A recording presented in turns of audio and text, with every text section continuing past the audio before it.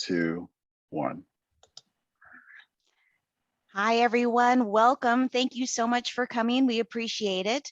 Hopefully you're in the right session. We are workplace belonging and support for parents of transgender and gender non-conforming children with Angela Harkins and Terry Cook. So thank you all for those who could be here on this Friday afternoon, getting to the end of summit. Hopefully you've had a wonderful 3 days. I know I have, and excited to kind of close out this day today, and just absolutely fantastic week. So thanks everyone for joining. So this is our agenda and what we're going to cover as far as information. We're going to start with introductions of Terry and I. We're going to go through the business case for parent support groups.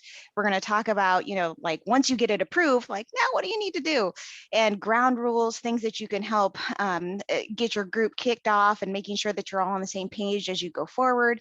Some example formats, and then we'll go through some Q&A as far as answering hopefully some of your questions that you might have about how to get it up and running and what to do and things like that. So, all right, so I'll start off introducing myself. My name is Angela Harkins. My pronouns are she and her. I am a diversity and inclusion consultant with Lockheed Martin. I've been in that role for about a year. Prior to that, I was a human resources business partner for various groups, as well as a compensation tour. So been around at Lockheed a little bit. I have a couple of roles with Lockheed Martin Pride, and one of them is our Rotary and Mission Systems Pride Gender Diversity Liaison Officer and on the Pride leadership team. And I'm also the Transgender Council, Transgender Inclusion Council Family and Friends Committee lead. So I've got a few things that have brought me into the Pride organization. I am the mother of a 15-year-old transgender daughter. She transitioned when she was like around 7 years old. And so we have been through this journey, and I can really say that we would not be as far along as we are as a family if it weren't for my Lockheed Martin Pride family. So my heart goes out to my chosen family for helping us get there as a family, and helping support my child as always, and things like that. So thanks again for joining, and I'll pass it over to Terry. And Angela neglected to mention that she's also a rock star. Hi, I'm Terry Cook. My pronouns are she, her, and hers. I am also the proud mom of a transgender child.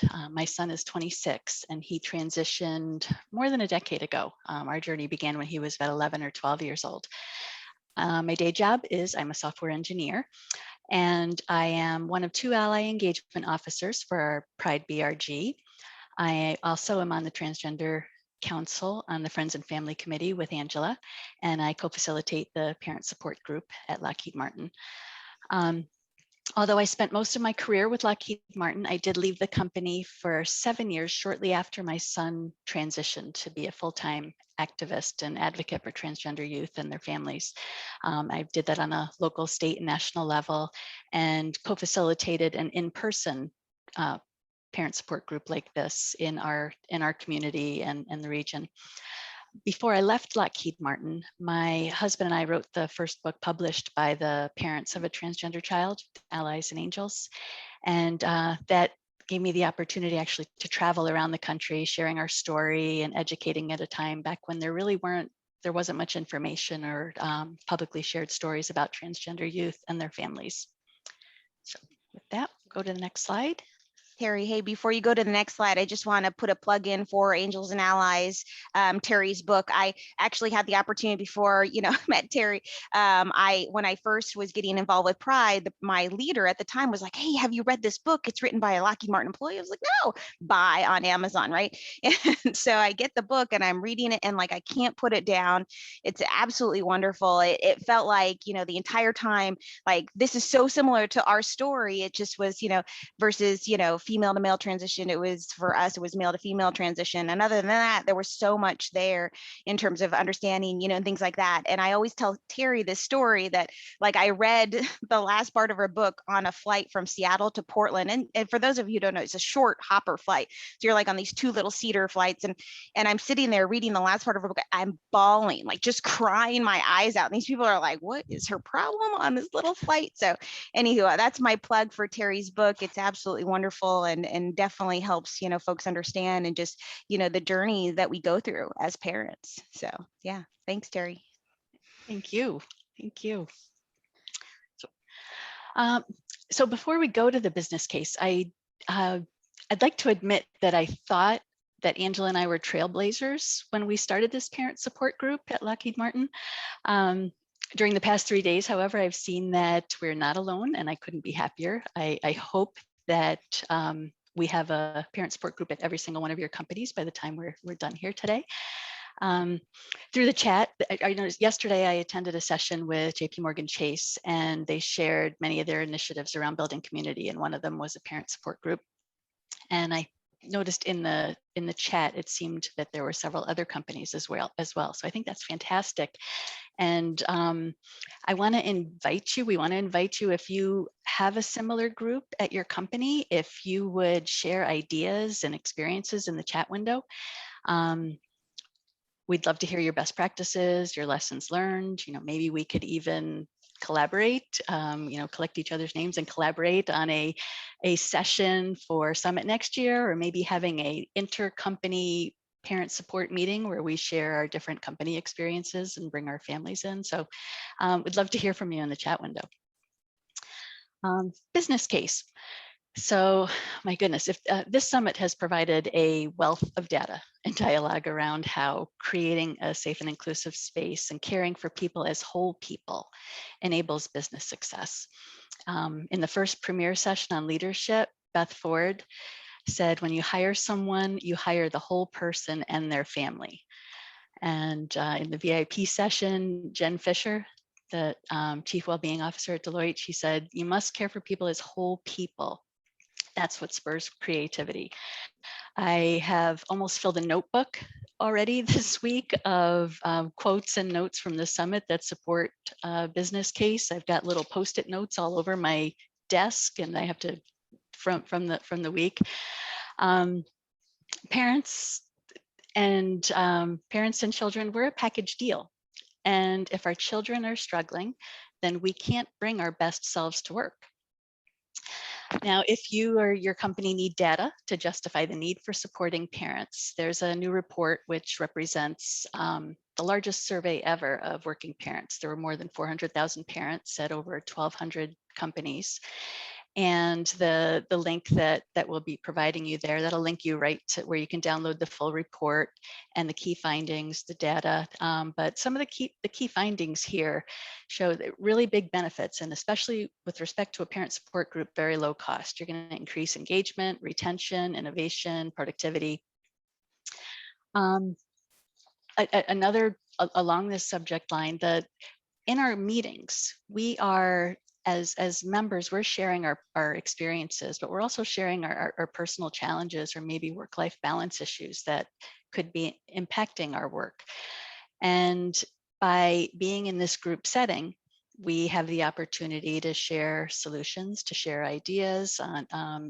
We are blessed to have Angela in our group who is able to, right off the top of her head, share policy within our company that we can each take advantage of. And also be able to elevate it if we realize that there's a situation that we don't already have resources in place, so that we can elevate it and get that in place.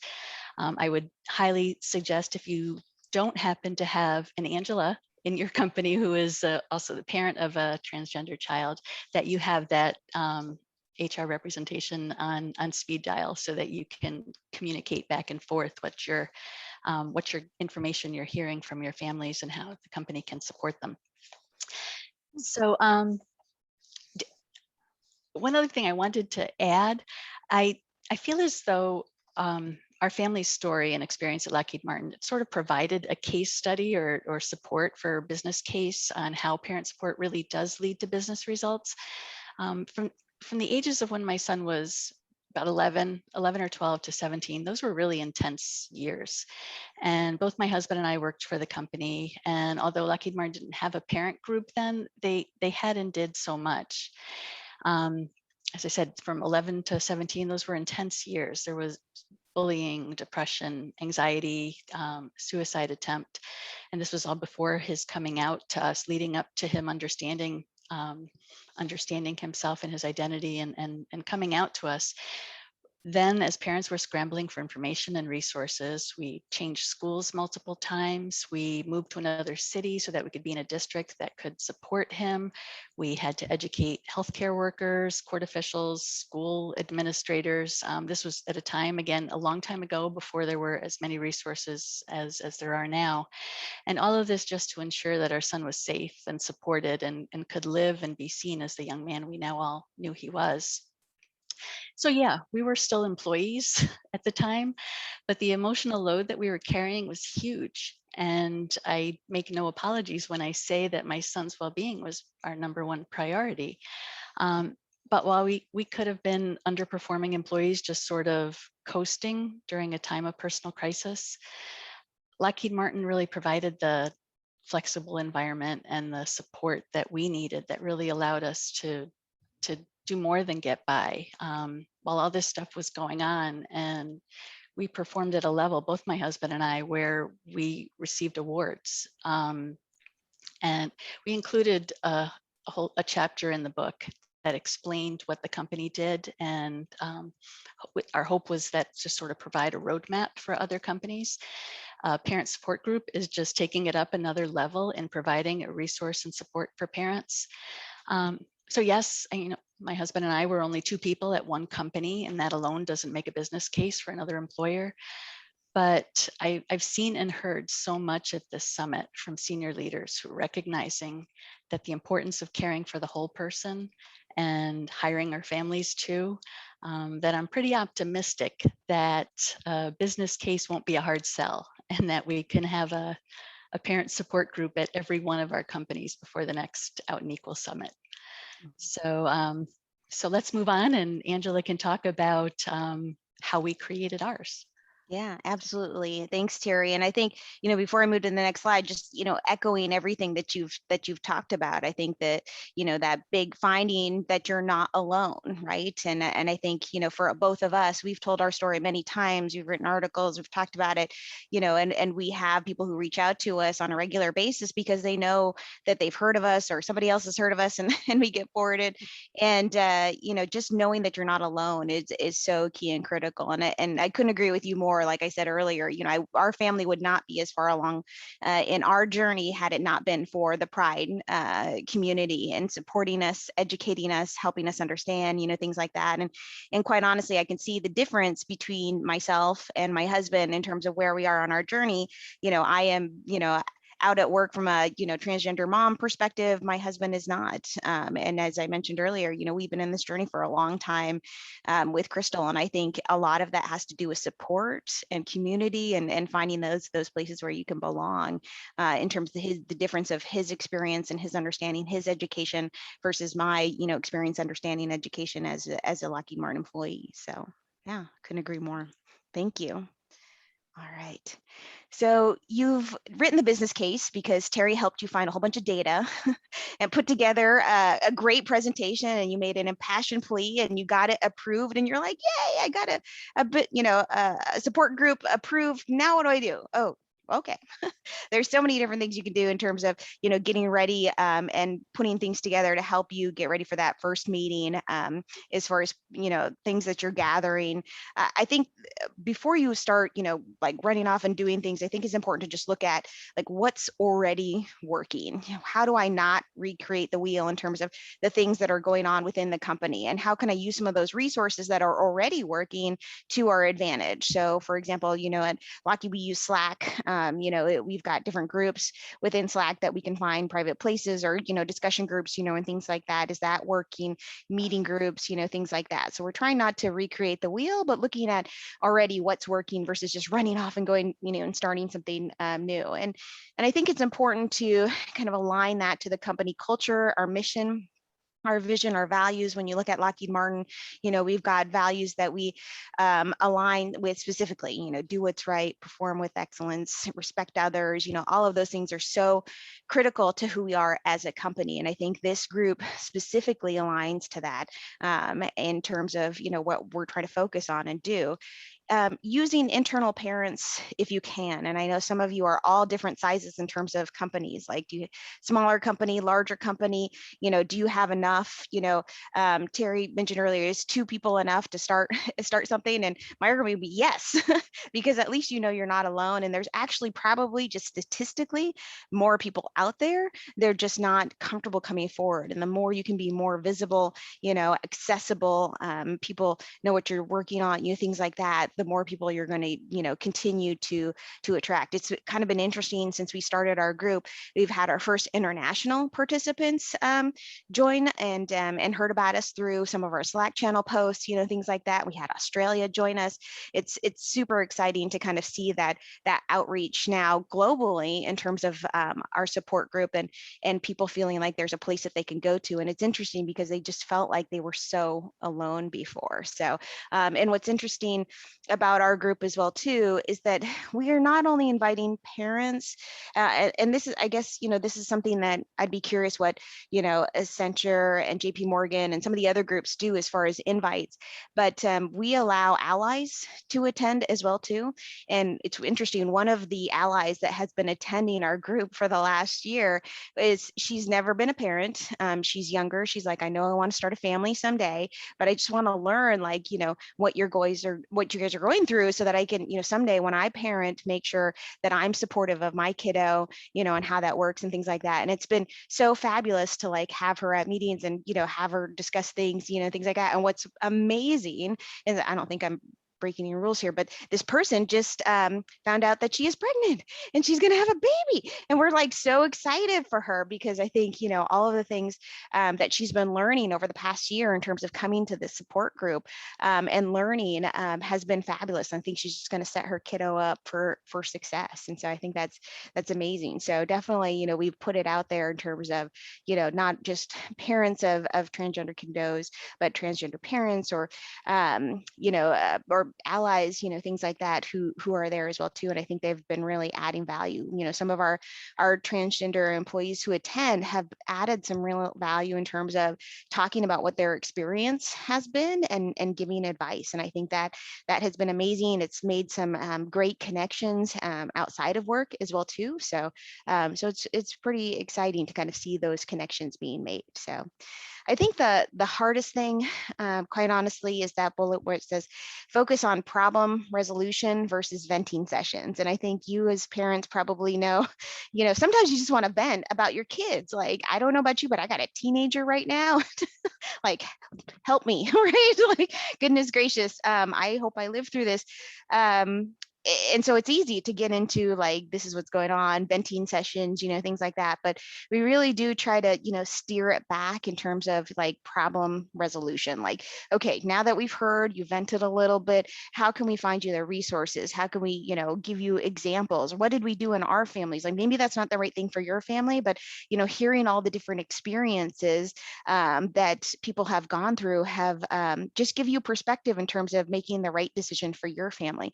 An example that came up recently is there was a person who was very upset that their child did not tell them that they were going through this transition for months, and the hurt that caused as a parent. And so what we heard from was multiple people who spoke up about what their experience were and how they handled that situation and what they did, and it gave that person the ability to say, this worked for that family, that worked for that family, this worked for that family, maybe this is what's going to work for my family, and just different experiences and sharing those and really focusing on that problem resolution and how do you get that. And certainly that's not to say that we have all the answers. I mean, I think there have been several times where we've been like, you know what, we're going to go figure that out, or we're going to go look at that, or we're going to do some more research or things like that. I think when Terry talks to the next slide, she'll talk about some of those things that we kind of disclaim at the start in terms of ground rules. So and then one of the other things that's been fabulous is sharing information and resources. And so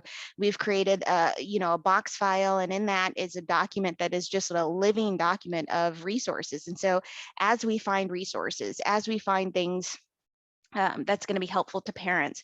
We just throw everything in there, and we keep like a running list at the top, like what's the top 3 things that you need to know. And so those are the things that are like, click here first, and then you're going to learn some things. And then down below are like more specific type things. And we've got it sorted by category, and things like that. So it allows parents to kind of put together these resources that help you utilize as you go forward in your journey. So definitely, that sharing of resources is so critical, especially when you look at different states across the United States. Everyone has different resources that are available to them locally, and there are some national resources as well too, like PFLAG, and things like that. Lockheed Martin's got a great relationship with PFLAG. They've given us a lot of information. We can put that in there. But sometimes you just want local resources and how to find that or get to that, or, things like that. So having that is a really great thing.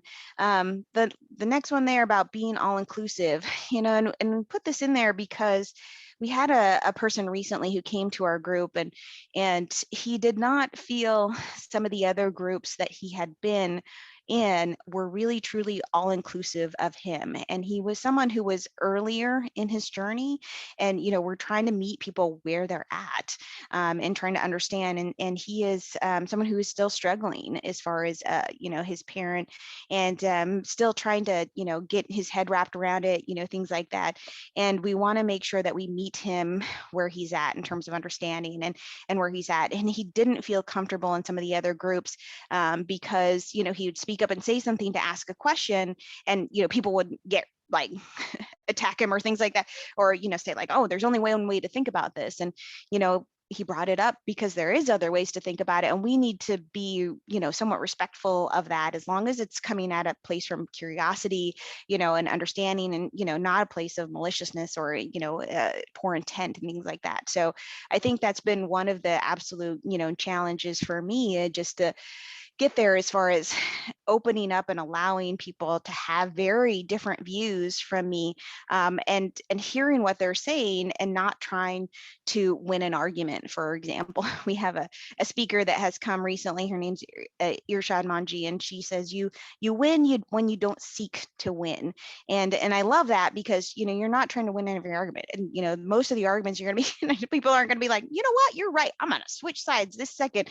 Like it just doesn't happen that way. So really trying to meet people where they're at, really trying to understand, all of their different, experiences led them to where they are, right? And it was very different than my experiences. And so helping, and listening and understanding that, as far as being able to share information about how we got to our journeys, how they got to their journeys, just understands, and allows a place of belonging, which isn't, quite honestly, it's not always easy, right? So think about, are you being inclusive, like really all inclusive, and allowing, some voices that may not typically be heard or welcome, or, things like that, included in those groups. Because I think the only way to move this conversation along is how do we have that civility across differences in terms of discussion. So and then time availability, how are we going to get people to attend? Are we going to have different dates? Are we going to have different times?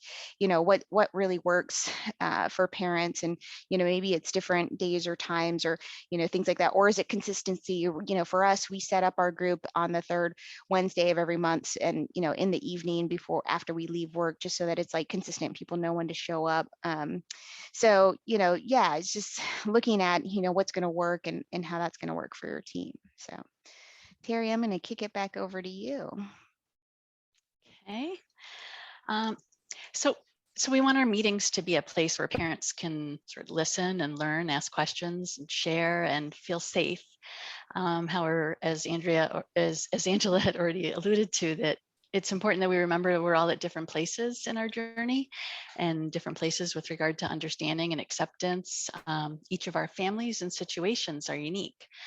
And as Angela shared, even before our first meeting, we kind of knew that some of the parents joining us had only recently learned that their child identified as transgender or non-binary. And it's not common for some parents to kind of start out in denial or distress. And we wanted to make sure that anyone who joins us stays engaged. We want them in the conversation and open to learning, so that we can help them get to a place of fully affirming and supporting their child as early as possible, and to not feel alone in the process. We don't want to lose someone who is not fully supporting their child or accepting their identity, but sort of provide a safe space where they can learn, connect to others. And I shared before, for years, I facilitated a local group, an in-person group, back when we used to be able to do that. And when new parents joined who weren't supportive, it was so hard. Personally, for me, it was so hard not to just spew everything that I've learned, sort of urge them to immediately get their child to a, affirming, experienced therapist or doctor. I desperately wanted them to understand the statistics and the risks associated with not supporting their child. But we can't help those parents or their children if we push them too hard and they don't return. So we sort of need to meet people where they are. And we design these rules or agreements to sort of clarify our roles and responsibilities in the group and maintain a safe space. So our meetings are safe spaces. Obviously, we want everyone in attendance to respect confidentiality. Each of us have had experience that may be similar in many ways, but they're going to be different in others. And we need to remember that we're sharing our own experiences in the hope that they're going to help others and hopefully help them find information, support, resources, or community that they need. But none of us can dictate what is right or best for another family or child. So we want to be mindful of how we're presenting our experiences to say, this is what you need to do, but this is what I did. And we also want to create that sense, that feeling where everybody in attendance doesn't feel that they're being told what they need to do or how to do things. Our discussions are about our children, and honestly, there isn't anything more personal than that. But our comments and our shared experiences are never meant to be taken personally or to offend or judge anyone who may take different actions. And again, this is very difficult to, it's very easy to put this on paper as rules or agreements, but they're difficult. And so we put this up at the beginning of every single meeting just to kind of bring ourselves back and ground us in the importance of these agreements. Angela and I, we are not psychotherapists or medical doctors or lawyers. We are just fellow parents of a transgender child. And we want to make sure that it's understood that the information and resources that we're sharing, they shouldn't be taken as advice or direction regarding what any other parent should do. So those are the rules we start every meeting with.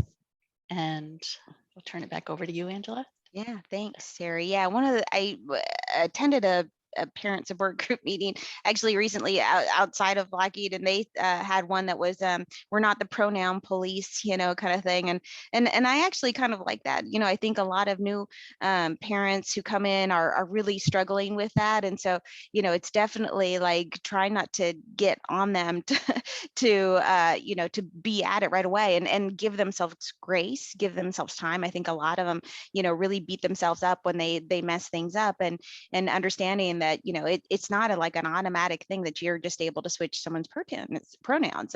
If you are, that's great, you're fantastic. but most of us, it just takes a little while in terms of getting it right.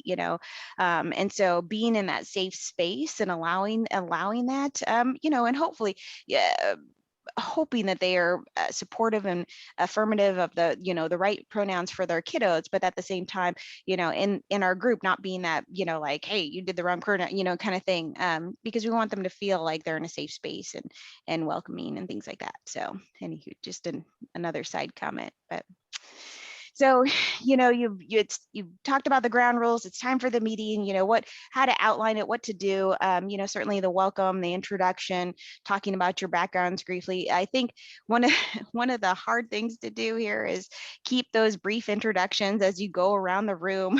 The more, the quicker people can introduce themselves, the more you'll have time to kind of go through problem resolutions and talking about some of the things that are, kind of hot topics for the group at the time. But, it's hard. People want to talk about their stories. They want to tell you about, their family and what's going on and things like that. So really trying to stick to those brief introductions if you can, as far as, who is in the room and who are talking to you, because a lot of times, some of these people know each other, some people don't, and it's good to kind of get on the same page, but at the same time, trying not to let somebody talk for 25 minutes about their particular story when there's 13 other people on the call that need to introduce themselves. So it's a little hard, but you get there, right? So talking to the group about what questions are coming up. Sometimes they'll give us a heads up in advance of the meetings so that we can research things, is great. And then most recently, Terry's, talked about bringing in, special meeting topics or speakers based on the group needs. So,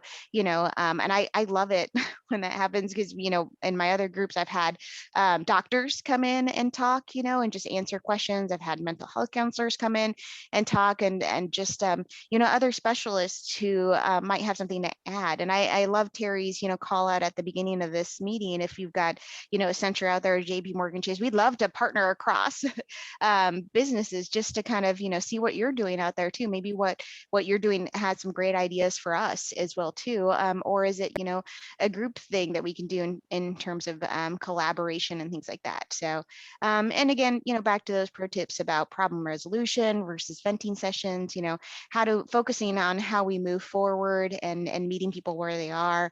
I think that we need to be prepared sometimes when there is someone in our group who has views that, again, may not quite be there in terms of supportive of their trans kiddo. And we've had this come up recently, where, gosh, I don't remember the name of the book, Terry, but the person was asking us if we had read a book about stealing our daughters, I think it was, and they were going to start reading it, and like trying to help this person understand without turning them off or away, that maybe this might be, a book that maybe something that we have to think about in terms of, are we, reading that, like making sure that the kiddo doesn't see it, and things like that. And again, meeting them where they are in terms of allowing them to review both sides of the, coin, and helping them understand why it's so important to be supportive and to help your kiddo and things like that. So yeah, so Terry, I'm not sure if you want to say anything more specific about that, but yeah. I think you covered it really well. And this is still a work in progress for us as to how to be better prepared and respond with some useful, helpful information and resources that aren't necessarily saying, no, don't go do this, but why don't you look at this too? We're compiling a list of articles and resources now, which really talk to some of the more harmful information out there, and help kind of break it down and explain why, so that if we can get this parent to maybe read this first and to understand the potential harm to their child, by even having this book out on the table, and God forbid their child were to come home and see, look what dad's reading. And so this is a work in process. It's a difficult thing to do, because again, I think it would be even worse if we lost this person. We lost this parent because we came on, and you have to kind of judge who you're, or assess who you're working with, because we want him to stay engaged. We want him to take the time to learn, and then maybe he will make different choices and maybe not put that book out. Yeah, well, I don't think it's on Kindle, so that's it's good. But I think, and he's supportive of his kiddo. He just wants to like review their information and things like that. And I'm not one to say that no, he shouldn't, because I think that, then you'd be like, why are you not letting me read this, kind of thing. I think it's important, but just to focus on being able to show the two sides of the story. And I think, I definitely encouraged reading Terry's book first before kind of diving into that book, so that you could get an understanding of, what it's like to go through families, and things like that. But, having some understanding of what else is out there, and again, meeting where people are. I don't want to lose this individual. I think, you know, he's great. He's doing what he can to support his kid. He loves his kiddo, you know, and I want to make sure that we're supportive of him and whatever he needs, because I think it's a challenging time. So yeah. All right. Yeah. Okay. All right. So I think we're here in terms of questions, and hopefully we can have a few questions that have come in through the chats or through the other feature. Carly, I don't know. Carly's our technical person. A few might actually be an understatement. Okay. First off, I just want to thank you, Angela and Terry, for all your insights during this presentation. Definitely can't wait for you guys to go back through this chat, because there's so many people sharing their own resources, their own LinkedIn accounts, Wonderful. their own stories. So also for anybody who may just be in the Zoom side of the chat, definitely go back to the platform and just go see all that information that everyone's sharing. So we do have a bunch of questions that we'll try to walk through. I don't know that we'll get through them all, so I'll just go as they came in. Okay. So the first one, and actually pretty apparent, is just looking for some best practices. So can you guys share the best practices of how you bring this program to life in your work environment?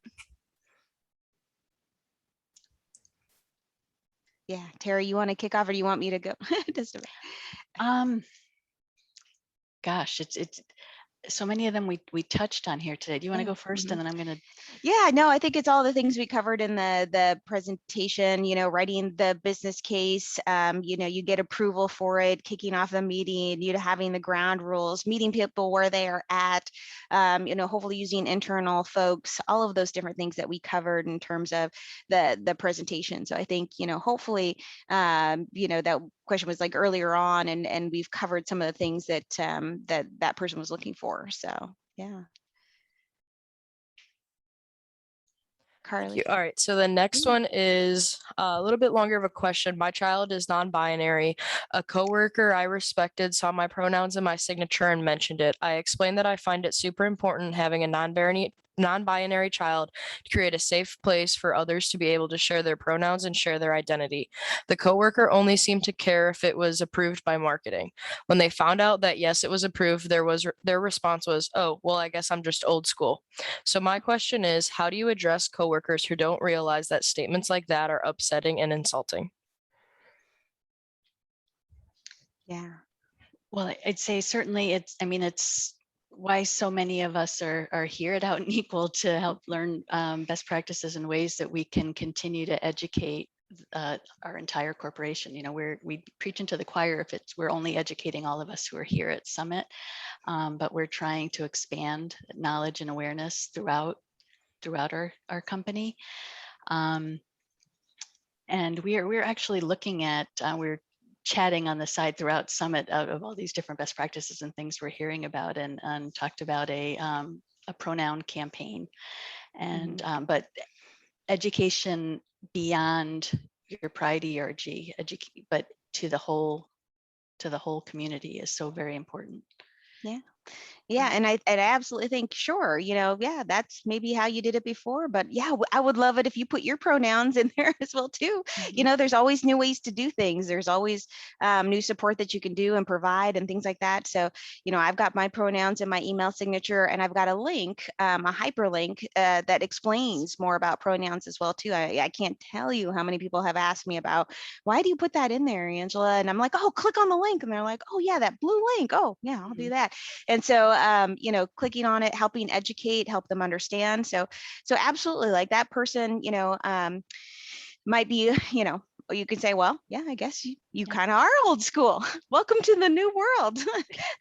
Let's get you on board, you know, kind of thing. And hopefully they'll come along for that journey. You know, maybe you know, my hope is that their intent was not to be harmful in that way, that they, you know, did feel that they were kind of old school. But I think, you know, it's an opportunity for you absolutely to help educate and help them understand. So yeah, approaching with empathy and understanding. All of their life has brought them to their beliefs and what they live at right now, and so helping them get to a different place is going to take some work.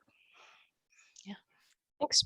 All right. The next question I'm actually going to steal because the question is, do we train our moderators? We do not train them. Angela and Terry are just two incredible human beings, and everything that they brought here is something that they were extremely passionate about. And as they said, what they had started in Lockheed. So they are not trained by anybody other than themselves, and everything they brought was very authentic and very helpful. So next question for you guys. Has it always been clear cut to tell if your child is transgender rather than non-binary? Do you want to go first, I- Terry? I certainly I will start, and I want to preface this response with something else, because when it came up, we have more than half of the parents who have attended our meetings have a child who identifies as non-binary, and that Angela and I came into this group where she and I have experiences with children who are very much living on the binary. My son transitioned and he identifies as a very masculine male, very much fits in that box. Angela's daughter transitioned and is I think for what you said, very much identifies as female. And so neither of us came into this with experience as far as parenting a child who identifies as non-binary and how to help them navigate the world and educate their family and communities. But what's wonderful is as I said, we have more than half of the parents in our group, and some of them are very far along in their journeys where their children have been out and identified as non-binary for years and years. So they are what I would call our seasoned, well-educated, compassionate, and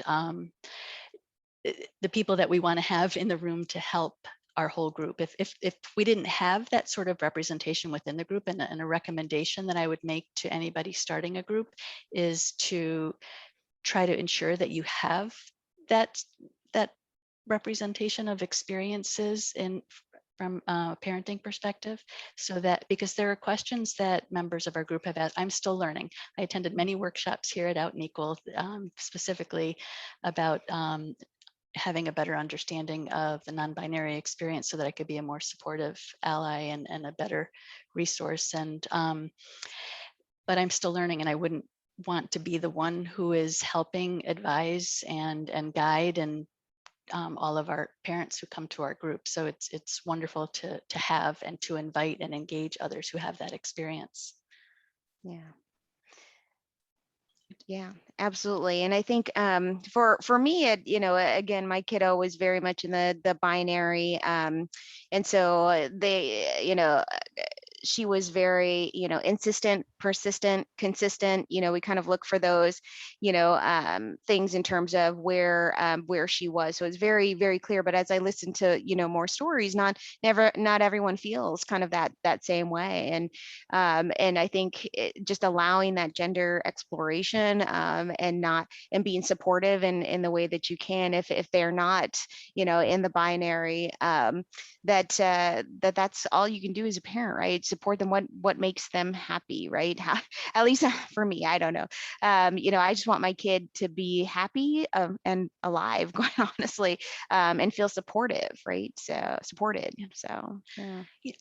If I could add one more thing before we go on to the next question, it's funny how it's been so many years now since my son transitioned, but as I think about this more, my son came out multiple times. He first came out as a lesbian because and then came out as transgender. But I do remember a very brief period, and where he said to us, some days I feel like a boy and some days I feel like a girl. And looking back, I would say that was somewhat non-binary, but because we've had countless conversations since then, my son has shared that this was me trying to see, were you going to be okay with this when I came out to you? It was sort of his way of testing the ground and seeing if it was safe. So even though there was a period of time where he would, and he would have days where he woke up and said, today I'm a girl mom, today I'm a boy mom, because he said it was fluid for him. But again, ultimately what he let us know is that really wasn't what he was feeling. He felt like he was a boy ever since he could think and but he just couldn't articulate it. And he was testing to see whether it was safe before he came out to us as a trans man. Yeah.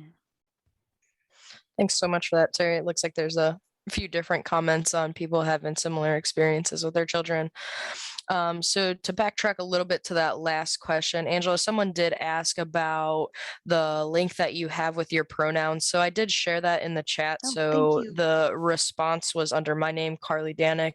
So if you want to see the link that Angela shares within her signature, you can find it on that message back. But if you look in the chat, there's also actually a lot of other resources that people put in their signatures. So I just wanted to make note of that. Carly is awesome. She's the best producer ever. Carly, I'd be like, oh my God, where do I go find that? Thank you. You're awesome. You're welcome. So the next question is actually been very frequent. Everybody loves the slides that you guys presented and was wondering if you will make them available. I did talk to the Out and Equal support on the background to see how we do that. So I guess now the question is this something that we can release to the group and release all the slides? Yeah, I don't think it contains anything in, PI related at all. It's just general, ideas about how to do things. So yeah, absolutely. I agree. Perfect. So yeah, we'll get those uploaded for everybody and we'll just probably do it at the end of the session.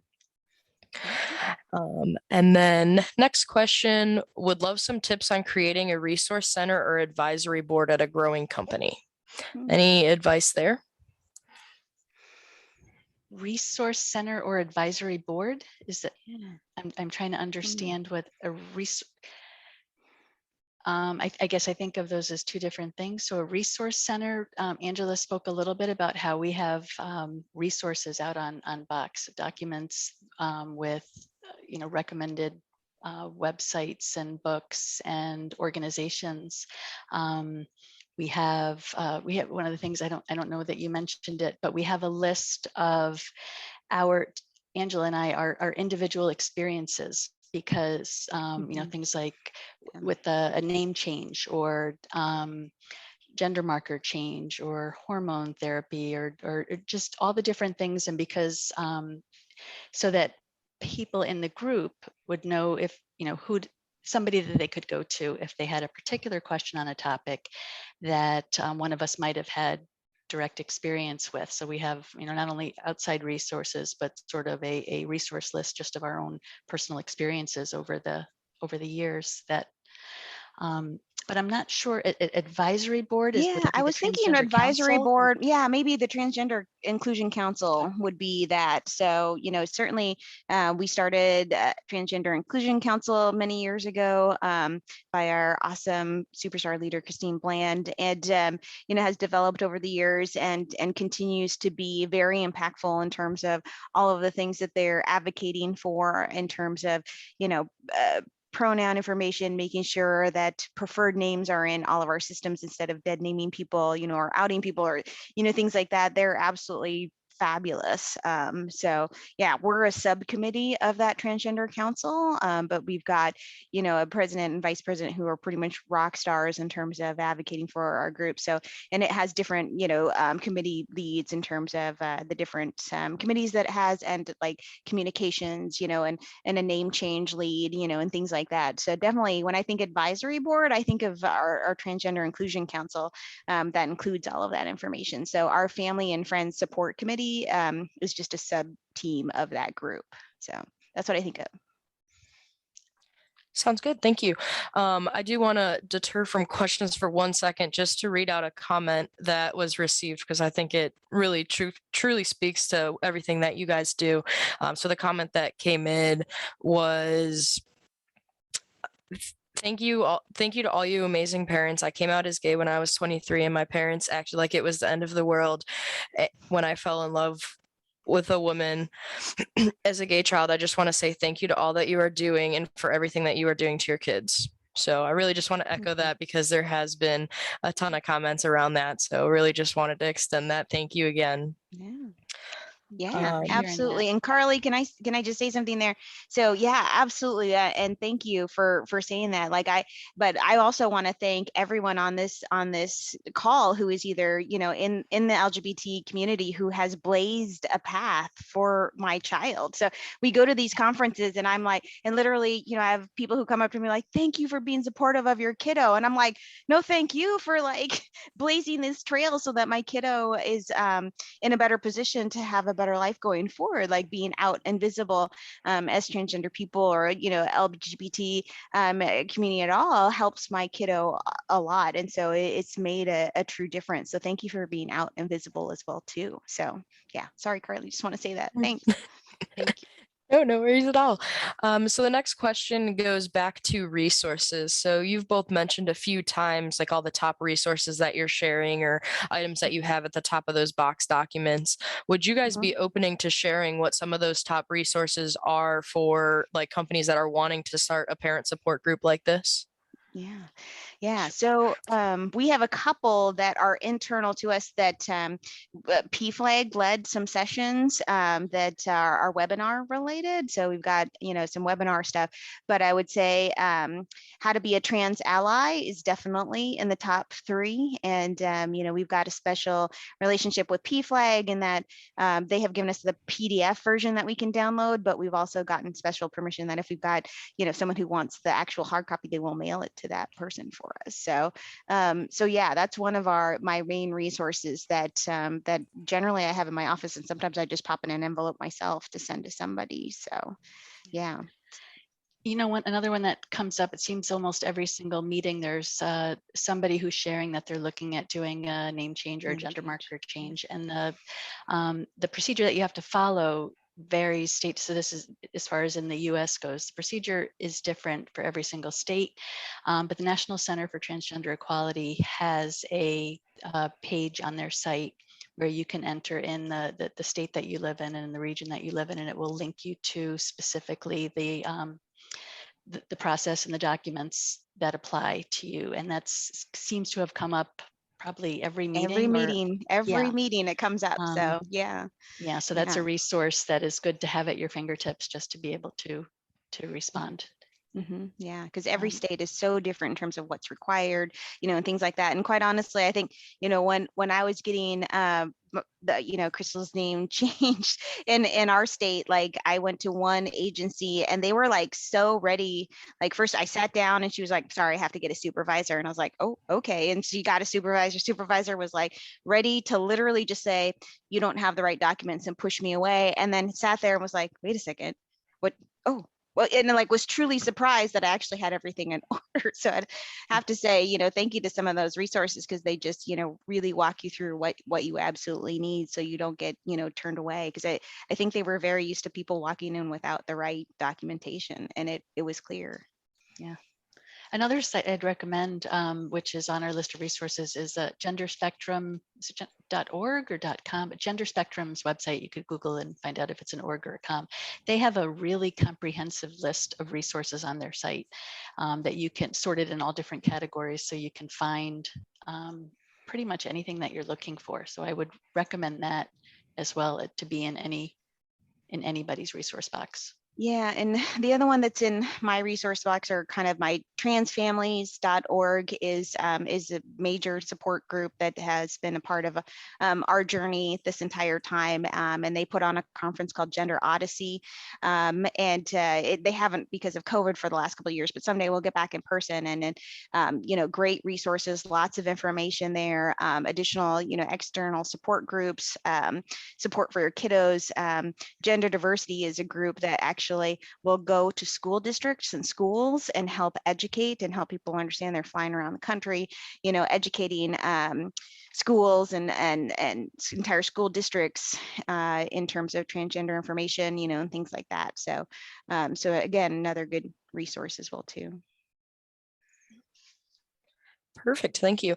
So the next question is kind of around like where people might be living or what laws they're trying to target against transgender youth, for example. If there is an area where it's not safe to be out or they're trying to pass laws like this, what do you guys recommend? Because in some of those situations, those parents in the transitions are scared and they're worried about what may happen. Is there any advice you guys have for that? Yeah. That is, Go ahead. I mean, well, one thing I would say is certainly it's a very personal, it depends on where your child, my thought is it would really depend on where your child is in their journey and how they feel. There are some really powerful young people and their parents who are out there speaking to legislators, and um, youth and their parents are actually the reason why most of the ones that have been squashed so far have been squashed, because they've been working with the state advocacy organizations and national organizations like HRC. But that is not for everybody. So I want to put that caveat there, because no child or family should feel that they need, you know, each of our kids are different. And honestly, there was a very long phase in my own son's life where he was extremely vulnerable. And that would have been traumatic for him to be out there advocating.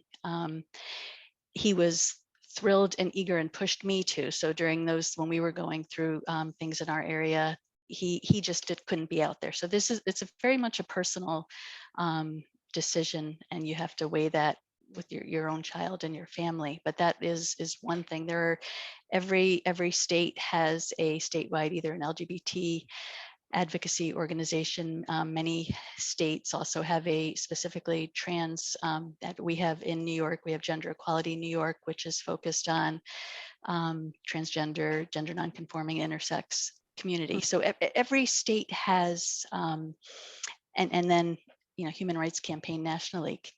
I would, all of these organizations, even if you as a family are not getting out there and speaking with legislators or putting a public face and doing advocacy work yourself, all of these organizations have a wealth of resources, talking points, how you can communicate with people who either are for or against this different legislation, help them understand why it's so harmful, help them understand the facts. So you're going to find fact sheets and information on these sites, even if you yourself aren't out there on the front lines doing the advocacy. Yeah, yeah, and I think it's just, are you safe, right? Is it safe for you to be supportive or out or, visible or, things like that? And if it's not, consider support groups that are virtual across the country, things like that. So some of the groups that we have or that I'm a part of, actually, that she participates in are our national kiddo support groups, and things like that. So definitely, asking yourself, are you safe? Is it okay to be visible and advocating for it? And if it's not, like you're in a state where, they're no longer supporting gender affirming care, getting support, like Terry said, through some of the state, organizations and resources that might be able to find ways to do that in a way. It's not feasible for everyone to pick up and move to a different state, right? So, you look at Arkansas, you look at North Carolina, you look at Texas, what kind of things can we be doing? And hopefully, I think this is where we need our allies to help, because they might be in a safer position to be out and visible. I think when you talk to a lot of people, some of the early stories that I heard is, I've never met somebody who's transgender. I've never met a transgender kiddo, and things like that. And I think, well, so you might not think you have, but you don't always know, right? And I think it's not always safe to be out and visible. And how do we get our allies engaged to help with some of that advocacy work that might be needed when a safe space still needs to be created? So. Yeah. And if I could also add, just because I'm sure we have some people here who maybe aren't the parent of a transgender child, or but just to create some awareness about how really harmful this legislation is to our young kids, to their experience. it for many young people, we hear about a lot of depression and anxiety and suicide attempts. It's not because they are transgender. It's I also only speak for my family. My son felt that he could never, that there was never going to be a world that he could be himself in, that he could feel safe. He's like, yeah, I have the greatest family. I'm safe in my home. I'm safe in my little bubble, but I want to leave these walls. I want to have a life outside of here. And it's that feeling of not being able to be safe and accepted for who he is. And this legislation that we see popping up all over the country in different states is just a constant pushing down on our kids of that they're not seen, or they don't matter, or their existence does. So just having that awareness, I feel is important, and it's a step towards helping us as allies maybe educate other people who may not be directly impacted by this legislation, but if we can help others understand what it's doing to our children, we can move along so much faster. Yeah. And I finally opened the chat because I've been so worried about touching something and screwing something up as the non-technical person. But somebody put in there, as a trans mom, I try to be positive, but some days it's hard to breathe. Yeah. And I absolutely hear you. It is a struggle sometimes, and so frustrating to see what's out there and things like that. But I think, this summit here that we're at, and the hopefully, 6,000 people or however many people generally come to summit, like, are all helping us continue to fight the fight that we need for allyship and understanding and education, and all of those different kinds of things. So we hear you, and I hope you're getting a group where you can be a part of and feel comfortable and feel like you belong, as far as an organization that's supportive to you. So yeah, thank you for sharing. Great. Thank you so much for all of the questions that you guys did answer. As I mentioned at the beginning, a few questions, a little bit of an understatement. So we were not able to get to them all. So I do apologize for that. For anybody who had questions that we didn't get to, I do recommend reaching out to these two amazing individuals via the platform, or if they want to share their own LinkedIn information or the chat or whatever it might be, or to connect with anybody else who has shared their accounts or shared resources from their companies. Definitely a lot of communication and networking to happen even outside of this 1 hour session. So with that being said, I do want to hand it back to the two of you for the final wrap up, as we are now at time. Yeah, thank you so much for having us. We appreciate it. I really enjoyed speaking to the group, and hopefully we can find other parents out there who want to feel like they belong, and we'll start groups everywhere. Like Terry said, we'd love to see this at every organization. So thank you very much for attending. Absolutely. And I just want to echo that again. Thank you very much. I hope you put your contact information in the chat. I hope that we can all connect and maybe come back here next year and do something even bigger and better. So thank you.